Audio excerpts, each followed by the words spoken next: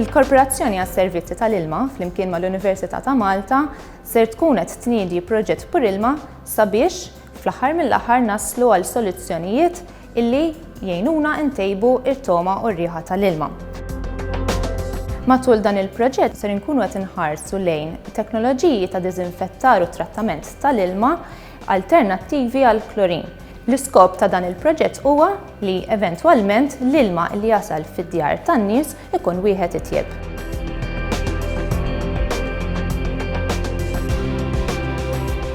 Proġetti bħal dan ta' riċerka u innovazzjoni jgħinuna biex nagħmlu avvanzi f'diversi oqsma differenti. Huwa ta' pjaċir għalija li nħabbar li f'Marzu ta' din is-sena ser inkunu qegħdin nagħmlu sejħa oħra għal iktar proġetti ta' riċerka u innovazzjoni fil-qasam tal-enerġija u ilma li jistgħu joffrulna soluzzjonijiet li jkunu adattati għal pajjiżna.